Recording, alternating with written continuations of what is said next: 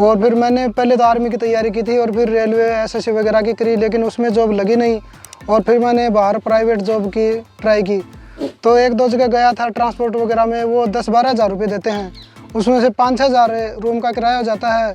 और फिर न तो अच्छा घर जैसा वहाँ पर खाना मिलता। पहले से अच्छा, शुरू में दिक्कत होती थी और लोग ताने भी मारते थे कि इतना पढ़ा लिखा और फिर बकरी पालन कर रहा है। लेकिन अब सर मैं मेरे काम से बिल्कुल संतुष्ट हूँ। बाहर जो 8-10 हज़ार की नौकरी करते हैं उससे बहुत बढ़िया काम है, इसमें तो बहुत ज़्यादा स्कोप है। जॉब तो सर मुझे अभी करना ही नहीं, जॉब से क्या लेना है अपने। कोई कितना ही पढ़ा लिखा हो चाहे, आज के दिन प्राइवेट सेक्टर में जाएगा तो 5 साल तक उसको 10-12 हज़ार से फालतू कोई नहीं देगा। लोगों के तानों को सुने ना, क्यों वो तो जैसे हम बात करें, लोग तो सिर्फ ताने मारेंगे, वो खाने को रोटी नहीं देंगे। और तो सर सब आज के दिन पैसे को करते हैं, पैसा आएगा तो घर वाले भी करेंगे, दोस्त भी करेंगे।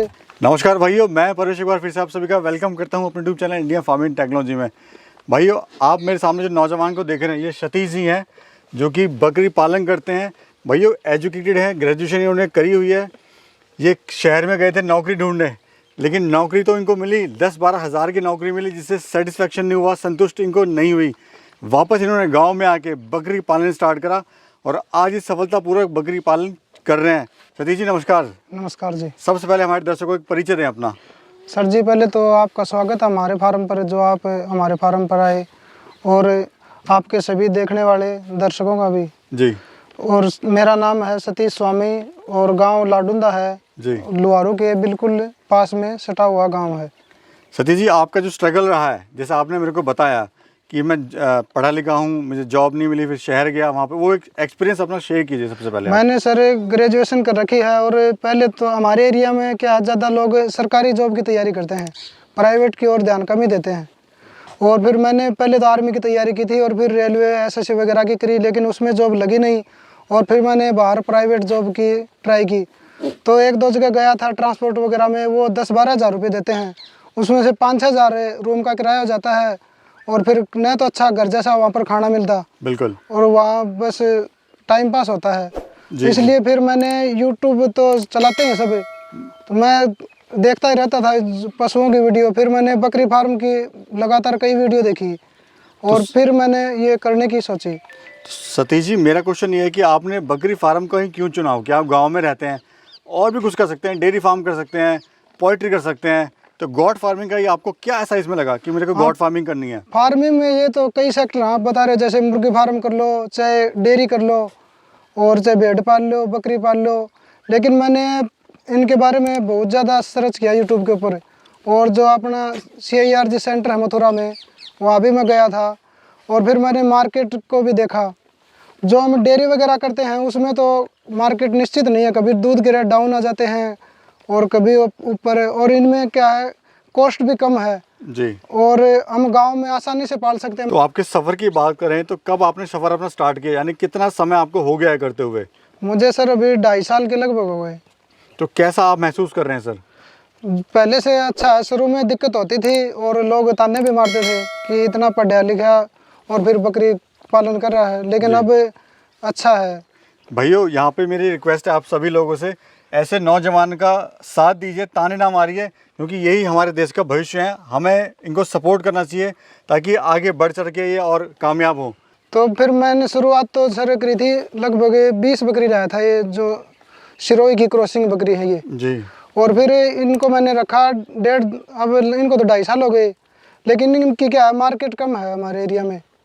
जो ये सोजत हैदराबादी क्रॉस है, सफ़ेद गुलाबी बकरी, इसकी मार्केट ज़्यादा है। फिर मैंने अभी 3-4 महीने से 8-10 बकरी ये लाया हूँ, अब इनके ऊपर काम कर रहा हूँ। आप सेटिस्फाई हैं अपने काम से? नहीं है, संतुष्ट हैं आप अपने काम से? हाँ सर, मैं मेरे काम से बिल्कुल संतुष्ट हूँ। बाहर जो 8-10 हज़ार की नौकरी करते हैं उससे बहुत बढ़िया काम है जी। कितना खर्चा सर आपको आया अपने फार्म को बनाने में? खर्चा सर, शुरू में मैंने शेड बनाया, मैंने पक्का शेड बनाया टिन का और ईंटों का जी।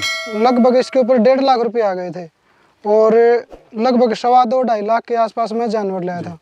कितने जानवर लाए थे आप स्टार्टिंग में? मैं 20 जानवर लाया था। कौन सी ब्रीड लाए थे सर? मेरे पास ये सिरोही की क्रॉस ब्रीड है। अच्छा, तो इसी ब्रीड का आपने चुनाव क्यों करा? चुनाव तो सर मैंने बस, जो मेरा एक जानकार था उसने दिलवा दी थी, मुझे ज़्यादा नॉलेज था नहीं पहले। जो काम करते हैं उसके बाद ही उसका एक्सपीरियंस ज़्यादा होता है। जी जी। तो कितना खर्चा स्टार्टिंग में आपको आ गया था? खर्चा सर देख लो, शेड का और ये मिला के लगभग 3.5 लाख तो ये हो गए, और कुछ इनके फूस वगैरह जाली वगैरह करके 4 लाख रुपए के आसपास स्टार्ट हो गया था। तो हर आदमी जब काम स्टार्ट करता है तो सोचता है भाई माल कहाँ बेचेंगे, कहाँ सेल होगा। तो आपको ये डर नहीं लगा कभी कि मैं गांव में कर रहा हूँ, मैं अपना माल कहाँ बेचूंगा, नहीं बिका तब क्या होगा मेरे पैसे का? डर इसमें सर बकरी फार्म में किसका डर है? ये तो जैसे हमारे नज़दीक लुहारू है शहर, वहाँ पर डेली 10 कुंटल बकरे कटते हैं जी। और जैसे हमें इनका स्टॉक करें भाई ईद के लिए, तो दिल्ली भी नज़दीक है, वहाँ के व्यापारी भी यहाँ पर आते हैं, और जैसे हमें लोगों को बताएंगे, जागरूक करेंगे, तो लोग नए फार्म भी खोल लेंगे। हम नए फार्म भी खुलवा सकते हैं अपनी बकरियों से जी। इसमें तो बहुत ज़्यादा स्कोप है, किसी साइड से कर लो चाहे। तो मुनाफे की बात करें तो मुनाफा आपको कितना हो जाता है इससे? मुनाफा तो सर मैंने वैसे कोई लिखा था है नहीं, इंक्लूड किया है नहीं जी। वैसे मैं अभी मेरे फार्म को बढ़ा ही रहा हूँ जी। जो मुझे बकरे होते हैं वो मैं सेल कर देता हूँ, उसमें मेरा खुद का खर्चा निकल जाता है, घर वालों से वो लेना नहीं पड़ता, और इनका खर्चा निकल जाता है। बाकी मैं 20 लाया था शुरू में जी, और अभी मेरे पास 55 जानवर हैं। बहुत बढ़िया सर। ये मेरा मुनाफा ही है। बहुत बढ़िया, एक तरह से आपकी ग्रोथ है फार्म की। हाँ। साइज क्या है सर आपके फार्म का? ये साइज तो सर जी जो ये मैंने सेट बना रखा है ये तो 20 बाई 45 का है, इसमें 55-60 जानवर आराम से रह जाते हैं। आराम से रह जाते हैं। तो सर आपको और समस्याएं इसमें क्या क्या आ रही हैं या क्या क्या आई थी स्टार्टिंग में? समस्या तो सर कोई बड़ी समस्या तो कुछ नहीं है। शुरू में बस जो नया स्टार्ट करते हैं तो इनके दस्त वगैरह की, कोई जुकाम खांसी की ये होती है बस। और शुरू में भाई कोई इतना वो नॉलेज नहीं होता कि वेट कैसे बढ़ाएं जी। और कोई ज़्यादा बड़ी समस्या नहीं होती। ट्रेनिंग कहाँ से करी सर आपने? ट्रेनिंग सर मैंने CIRG मथुरा से की है। जी, यानी ट्रेनिंग का महत्व है सर, जो हाँ, हमारे भाई जो स्टार्ट करना हाँ, चाहते हैं। महत्व तो ट्रेनिंग का है सर। जैसे हम कोई बकरी बीमार हो गई हमारी, हमारे को नॉलेज है तो हम उसको वैक्सीनेशन कर लेंगे और उसको कुछ दवाई वगैरह भी दे देंगे। डॉक्टर को बुलाएंगे, सीरियस अगर है डॉक्टर हमारे सुबह फ़ोन करेंगे, शाम तक आएगा, तब तक हमारा जानवर ख़त्म हो जाएगा। और वो सब कुछ बताते हैं, फीड वगैरह, रहन सहन, शेड कैसे बनाएं, मौसम वगैरह की पूरी जानकारी हो जाती है। जी। बीमारियों की बात करें तो सर कितनी में बीमारियां आ रही हैं, कौन कौन सी बीमारियां आती हैं? बीमारी सर मेरे पास तो 2.5 साल में कोई इतनी बड़ी बीमारी तो आई नहीं जिससे ज़्यादा नुकसान हुआ हो। अभी पीछे 2 छोटे बच्चे थे, उनको सर्दी लग गई थी, उसके कारण वो मर गए। जी। और पीछे एक बकरी शुरू में लाया तभी वो बीमार दे दी अगले ने, वो ख़त्म हो गई थी। तो आपका फ्यूचर प्लान क्या है सर अब आगे का? फ्यूचर प्लानिंग सर मैं अभी जॉब करना है या इसी को आगे बढ़ाना है? जॉब तो सर मुझे अभी करना ही नहीं, जॉब से क्या लेना है अपने को। जी। अभी मैं ये जो मेरे पास सिरोही की मिक्स है इनको तो अभी सेल करूँगा। हाँ जी। और फिर मैं जो ये सोजत है हैदराबादी क्रॉस है इनका बड़ा सेटअप बनाऊंगा, ब्रीडिंग सेटअप। और साथ में जो बकरे होंगे उनको ईद के लिए तैयार कर लूँगा और बकरियों के फिर ब्रीडिंग के लिए। मन लग गया है फार्म में? हाँ सर, बहुत अच्छा काम है मेरे लिए तो अभी ये। और दूसरा सर ये बताइए, खाने में आप इनको क्या दे रहे हैं?